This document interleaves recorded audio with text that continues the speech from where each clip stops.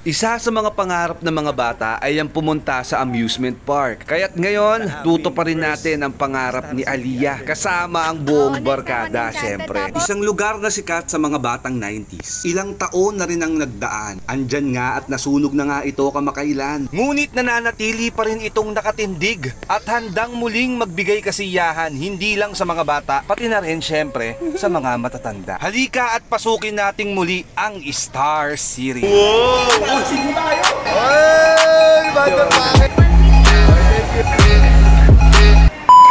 Hindi pa rin nagbago ang dami ng tao. Pero syempre, magkano na nga ba ang rate dito? Meron silang tinatawag na Star Pass. Dati ito ay unlimited rides. At syempre, kung gusto mong pasukin ng Snow World, mag-a-add ka lang ng 160. Kapag naka-Star Pass ka, at 190 pesos naman kung hindi. At dumating na nga ang buong barkada. Kaya't ang trip na to ay siguradong magiging masaya. Syempre, excited ang lahat dahil ngayon na lang ulit kami makakapunta rito sa hinaba-haba ng panahon. Pag may birthday daw, sabi. Pag may birthday, libre yung kandila. What? Nakatingin sa noo. Pumunta sila sa binyag. Sabi niya, pambinyag kasi suot na ito, animal na ito. Kasama namin si Apostol Justin. Pagpasok mo dito, ganun pa rin. Wala pa rin pinagbago. May mga istante pa rin ng mga nagtitinda, pero siguro yung mga pwesto na lang ang nagbago dito. Ito si kuya, natatandaan ko to eh. Ito yung binilan ko ng magic worm. Na akala ko talagang may buhay, pero may tali lang pala. Ano ba sikreto dun? Ano? Ano dun? Buhay yung buhay. May sapot ang gagamba gamit dun eh. Ay bumagalaw. Now you know. Nakaka-goosebump talaga, men. Kasi syempre, ito yung mga rides noon na sinasakyan namin. At eto na sila ngayon. Ganun pa rin. Wala pa rin pinagbago. Alam nyo kung ano lang yung bago? Ako, dala ko na ang anak ko ngayon. Hahayaan kong ma-experience niya itong lugar na kinakabaliwan ng mga bata noon. Siguro may mga nawala at meron ding mga nadagdag. Kaya't let's go! Samahan nyo kaming i-experience ang bagong Star City. Ano? Saan tayo? Ang pagising. Saan? Vikings agad. Vikings agad. Ayan, dito muna sila. Kilala kayo, susunod ako. Una agad, binanatan ni Colette itong parang flying fiesta ata akong tawagin. Hindi ko alam kung kinakabahan siya, pero bilib ako sa batang to. Kasi hindi siya nagpupumiglas. Hindi ko siya nakikitaan ng takot habang naglalakad sa pilahan. Sobrang cute ng anak ko. Talaga. Kanino pa nga ba magmamana? At nagsimula na ngang lumipad ang mga lumilipad na upuan. At ako'y nagsimula na ring lumipad sa aking kinakatayuan nang makita ko ang aking mag-ina na sobrang saya sa kanilang pinaggagawa. Ano, nahilo kayo? Nahilo ka? Hindi daw. Ito ang Star Frisbee na galing pa sa bansang Italia. Talaga namang mapapalaban ka dito dahil isa ito sa pinaka-extreme rides dito sa Star City. Tayo na yan, boy. Abot tayo dyan. Tara, tara. Ginagawa mo. Oo, ikaw. Ito mga damit natin tao naman. Gagi, tara na. Hindi, iwan nyo doon. Pwede iwan niya yan. Ayaw mo ba? Kakain ko lang. Ayan guys, at nandito na nga kami. Hey, motherfucker! Oy, happy 1 million followers. Happy 1 million subscriber. May bagong kain pa dito. Oy! Kaya sama natin. Sabi mo happy 1 million. 1 million! Oy, thank you. Yahoo! Ha? Pangalan mo tayo, may gusto kayo shout out. Jeneline Gaspi. Ano pong pangalan? Kami? Natatakot ka ba? Sobra, Gagi. First time ko pa First naman. time ba? Huwag ka mag-alala. Nandito ako. Akong bahala sa'yo. Ako kukurot sa'yo. Kukurot na daw ako ba? O game na. Bawal ata yung may cellphone dito eh. I-update na lang namin kayo kung anong mararamdaman namin dito. May experience namin ni ano. Pangalan mo ulit? Jeneline. Jeneline. Yan. Motherfucker. Game na. Motherfucker. Tangin ang ginawa sa amin dito. Grabe to. Nahilo ko, bay. Salamat, kuya. Nahilo ko. Ang tibay, pinababa pa daw yung bilis niyan. Dati 140, ngayon 120 na lang daw. Pero grabe, ibang klase yung nangyari. Extreme, para akong nawala. Tignan natin yung mga waki natin dito. So ito yung mga picture namin guys. Ayan o, bago ang sakuna, ganyan pa yung mga itsura. Uy, lovebirds yun ah. Pagkatapos ng sakuna, ano na itsura? Itsura namin, Natakot na tayo. Justin, oh. Justin. Justin, makita mo ka eh. Tingnan mo yung tsura niya. Tingnan mo, parang nawala. Si Jinil, nakakapit pa sa akin si Jinil, no? Ay, tsura. Kalbo. Grabe kami. Solid. Ay, tsura namin. Grabe yan. Salamat, kuya. Okay, thank you. Thanks na tayo. Sinunod na namin tong Dinosaur Alive kasi syempre after extreme ride, dito naman tayo sa relax lang. At sigurado kong mag-e-enjoy si Colette dito dahil makakakita siya ng mga real life dinosaur na mga gumagalaw. Ang mga dinosaur dito ay may animatronic features. Ano nga bang ibig sabihin nun? Simple lang. Sila ay gumagalaw katulad nga ng sinabi ko at syempre may sounds. Pero bago ka pumasok dito ay may announcement si kuya na dapat nating sundin. Simple lang naman. Huwag tayong magpasaway. Mahigpit po namin pinagbabawal ang paghawak sa mga dinosaur. Bawal din po ang uminom, magkalat at tumahan sa loob ng Dino Alive. Pwede po tayo mag-take ng photos or videos po. Pakiturn off lang po yung mga flash ng cellphone po natin. Ang headset po matatagpuan po natin sa bandang likuran. Panawagan niyo po yun. Maraming salamat po. Pagpasok mo pa lang dito sa Dino Alive ay bubungad na agad sa'yo yung T-Rex. Talagang nakakamangha. Grabe din yung kapit ni Colette dito. First time niya kasing makakita ng mga ganyan. Ito kang butike. Ano yun? Lato-lato. Ang loob nga pala nitong Dino Alive ay hindi naman ganun kalakihan. May mga divisions lang sila sa mga bawat dinosaur na nandito. Ito, pakinggan niyo yung ungol nitong dinosaur na to. Huwag kang matakot anak, andito si Daddy. Say hi! O diba? Friendly naman sila at siguradong hindi kanyan kakagatin. At lalong-lalong hindi kanyan kakainin. Iba't ibang mga dinosaurs ang mga nandito. Kaya't siguradong mag-e-enjoy ang mga chikiting nyo. At hindi lang sila mag-e-enjoy. Meron din silang matututunan. Malalaman nila na may mga gantong klaseng nilalang nung unang panahon. So ayan, natapos yung mga mild namin na mga pinuntahan. Sunod naman ay extreme. Extreme naman.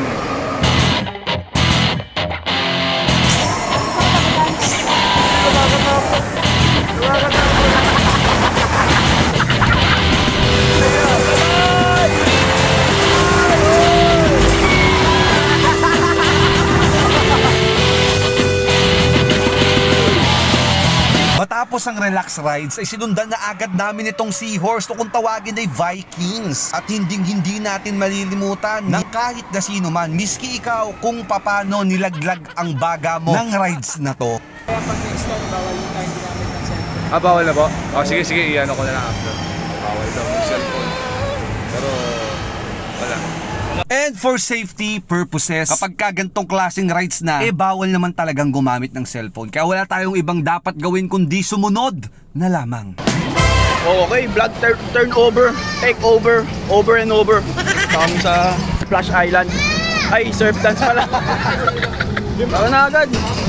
Okay, dito naman kami sa saan tayo? Surfboard. Surf dance. O yun. Tapos sabi doon sa biking. Yung biking kanino. Magkalapit lang yan. Maliit lang yung biking na yan pero matindi yan.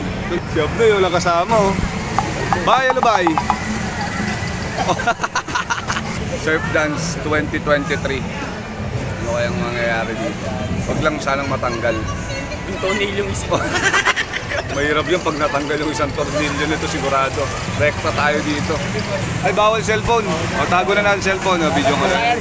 Akala ko makakalusot, pero wag na tayong makulit. Okay, natapos na yung surf dance. Nakakahilo ako. I-rate mo yung surf dance. 1 to 10. 5 lang? 5 lang? 5 lang daw. Matapos ang dalawang magkasunod na matitinding rides, sinunod na namin ang time warp. And from the word itself, magwa-warp ka sa time. Joke lang. Time Warp Adventure is an edutainment attraction that walks you through the pages of history. Ano nga bang ibig sabihin ng edutainment? Ang ibig sabihin lang yan ay educational and entertainment. May matututunan ka habang nag-e-enjoy ka, habang na-e-entertain ka. Ganun lang yun kasimple.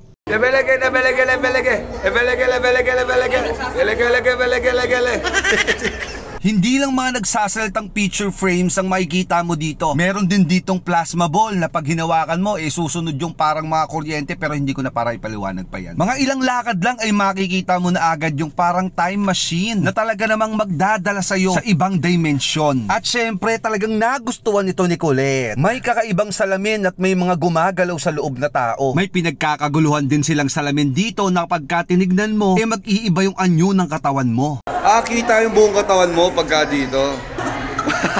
Parang si Vegeta. Sa loob din neto ay may pagkakataon kang makapunta ng Egypt sa sandaling panahon lamang at talaga namang kagigiliwan ito ng mga chikiting nyo. Katulad na lang ni Colette, manghang-mangha siya sa kanyang mga nakikita. Katulad na lamang ng mga nakapaskil dito na siguro sumisimbolo ng kanilang mga kultura at tradisyon. Pero hindi ko alam kung tama pa ba tong mga pinagsasasabi ko. Pero isa lang ang sigurado ko, miski kami nag-e-enjoy dito. At nandito ang ulo ng leader. Yung reyna ng Egypt, Ancient Egypt Dynasty, Queen Zeus. Ayan si Zeus, ang hari ng mga kidlat. Ito, Spartan helmet. Yung mga ulo ni Aristotle. Iiwan nila yung mga ulo nila dyan. Yung ganda dyan ah. Ang ganda mag-picture dyan. Ang pangit mo, mas kawa dyan. Habang naglalakbay kami papunta sa Cebu ay may nakita kami batang sumasayaw ng gento. Ang galing! Uy! Nandito tayo sa Magellan's Cross dito sa Cebu, mga kaibigan. At kung makikita nyo, sa ceiling natin may mga nakapintura dyan, may mga nakapaint na mga kung ano-ano yan. May mga pintuan dyan, hindi ko lang alam kung ano yung mga yan. Okay? At dito si General MacArthur nang siya ay bumalik dito sa Pilipinas. Okay, ayan, ang tataba ng tiyan, kaya natalo sa gera itong mga to eh. The death of General MacArthur sa Leyte, October 1944. Papa mo na ko. Uy! Mami, mayaman na tayo. Nakita ko na ang Yamashita Treasure. Daming gold, nak, no? Well, I'm out, man. Gusto mo yan, gold? Mga lolo mo, oh. Giliw na giliw ang batang makulit, lalo sa mga iba't iba niyang nakikita. May mga astronaut, meron pang mga penguin at may bungo. Kaninong bungo to? Talaga namang time travel ang mangyayari sa'yo pag pumasok ka dito. Dahil sa sobrang dami mong pwedeng makita. Palagay ko nga yung iba nakalimutan na natin. Kaya't buti na lamang ay may gantong klaseng atraksyon dito sa loob ng Star City na magbabalik sa atin sa nakaraan at magpapaalala sa atin kung gaano kayaman ng ating kasaysayan. Hindi lang sa ating bansang Pilipinas, kung hindi sa ilang mga bansa sa buong mundo. Ito naman. Gabi ng lagim. Last na pumasok ako dito, bata pa ako. Ang sarap sanang ipakita, pero ang problema, bawal na namang mag-video sa loob.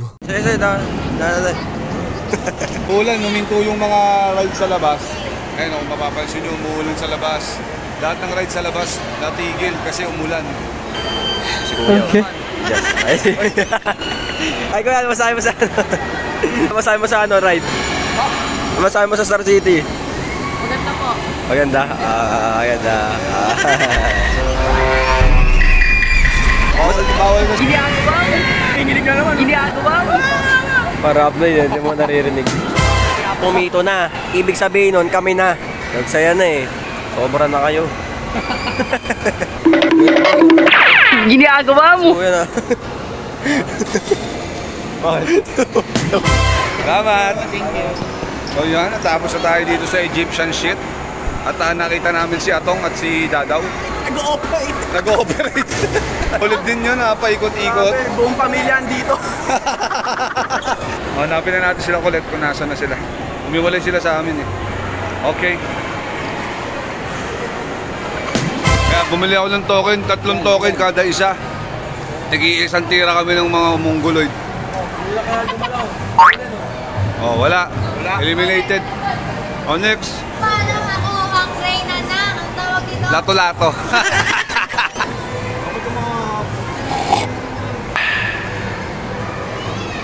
Ay! Ba ito? Wala! Madaya to. Magkano isang token? 10. Alam nyo ang gawin nyo? Alam nyo yung tenga. Padaplisan nyo sa tenga para tumabingi na. Pabagsak na yan eh. Bakit kaya ganun no? Ginagawa mo. Ginagawa mo. Kawawa mo. Hoy! Hoy! Oh! Hoy! Malapit na yan, bay. Malapit na yan. Wala tayong pera. Oh, ito. Ako. Ako. Meron pa tayo. Oh.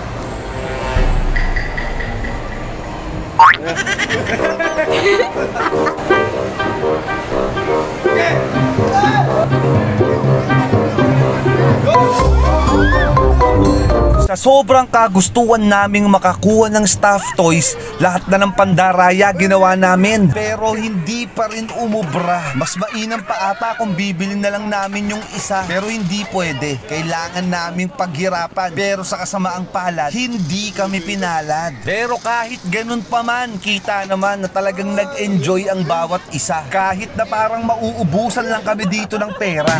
Guys, tuyo na yung kalsada. Pwede na ulit itong mga to. Tuloy ang ligaya. Hindi magiging kumpleto ang Star City Adventure kung hindi mo masasakyan ng Star Flyer. Kaya talagang inantay naming tumila ang ulan para masakyan namin ito. Kahit kabado na ang lahat, sige pa rin. Kahit na basa-basa pa ang upuan, walang makakapigil sa amin. Bawal pa rin yung camera dito. Hanggang dito na lang yan siguro. Gusto mo sumakay, anak? Saan mo gusto? Diyan? Uy! Tapos na ba? Nahilo ka ba? Alugutak. Nahulagutak mo ba? Wala na ako ng boses. Wala ka ba? Grabe dito. Wala na akong boses, mga chong. Okay, ngayon, di na nailam. Saan tayo sasakay? Sarap niyan. Ayun o. Mabalik kita. Ayun o, bumper car o. Tara, walang tao. Isa sa pinakasikat na rides mula noon hanggang ngayon ang bumper cars. Sobrang saya kasi talaga nito laruin, kaya talaga namang palaging blockbuster ang pila dito. Pero ngayon, sinuswerte ata kami dahil walang tao. Siguro sa susunod, bibili na ako ng camera na pwedeng ikabit sa katawan para every time na magra-rides kami, kasama ko kayo. Pero sa ngayon, pasensya muna ha. At isa pa sa masakit dito, nakurap yung ibang mga files ko. Kaya't hindi ko alam kung paano ko tatapusin yung bidyong ito. So ano pa nga bang gagawin? Wala na akong magagawa. Pero kung umabot ka man sa part ng video na to, salamat malala. At sana ay nag-enjoy ka rin, katulad namin. So paano ba yan? Hanggang sa susunod na vlog ha. Sana na andyan ka pa din. Paalam! Are you happy? Yay! Nagbibilang na siya, 20 seconds. Oh my goodness.